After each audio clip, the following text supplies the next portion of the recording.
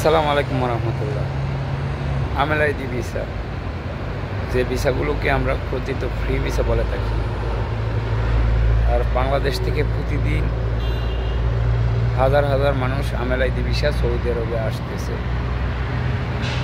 Saudi আরবে যে পরিমাণের কর্মসংস্থান রয়েছে, এর থেকে কয়েক গুণ বেশি মানুষ আমেলাইদি ভিসায় সৌদি আরব আসতেছে, যার ফলে মানুষের লাভের থেকে ক্ষতিটা বেশি হচ্ছে। কারণ অনেকে বাংলাদেশ থেকে এসে কাজ পাচ্ছে না, দালালের কথা বা দালালে নিয়ে আসতেছে, এনে রুমের মধ্যে রাখতেছে, তারা কাজ না পেয়ে বাধ্য হচ্ছে অবৈধ হয়ে যাওয়ার জন্য, বা অনেকে অবৈধ হয়ে যাচ্ছে। অনেকে তাদের প্রোফাইলকেও খুঁজে পাচ্ছে না, তাদের আকামা বা তাদের বৈধ কাগজপত্র বানিয়ে দেওয়া হচ্ছে।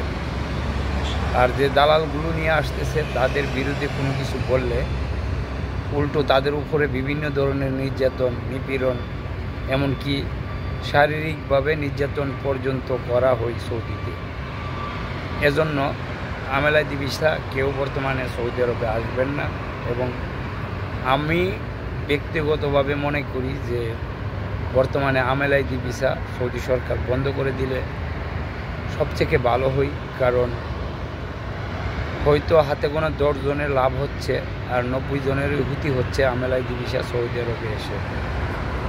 অনেক প্রবাসী যারা আমেলাইদি ভিসা এসে সৌদি আরবে নিজের খানাটা পর্যন্ত পাচ্ছে না, না খেয়ে দিনের পর দিন কাটাচ্ছে। এরকম অসংখ্য প্রবাসী রয়েছে, যে প্রমাণগুলো আমরা প্রতি মুহূর্তে পাচ্ছি। এজন্য আমেলাইদি ভিসা কেউ আসার আগে 1000 বার চিন্তা ভাবনা করে দেশ থেকে আসবে।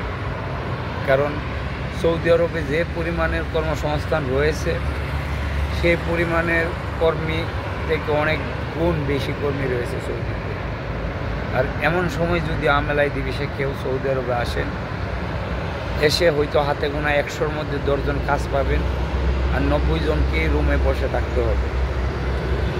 অনেক প্রবাসী যারা বাংলাদেশ থেকে নতুন আসছে, এসে বাংলাদেশ থেকে টাকা এনে রুম ভাড়া দিচ্ছে, নিজের খানা খরচ চালাচ্ছে, অনেকে আবার আকামাটা পর্যন্ত দেশ থেকে টাকা এনে বানাচ্ছে। এই বিষয়গুলো আমরা যখন দেখি, বা এই বিষয়গুলো যখন আমরা দেখতে পাই, খুব কষ্ট লাগে যে কিছু দালাল, প্রবাসী দালাল যারা আমেলাইদি ভিসা দিয়ে বাংলাদেশ থেকে লোকগুলোকে এনে বিপদে রাখতেছে বা বিপদে ফেলতেছে।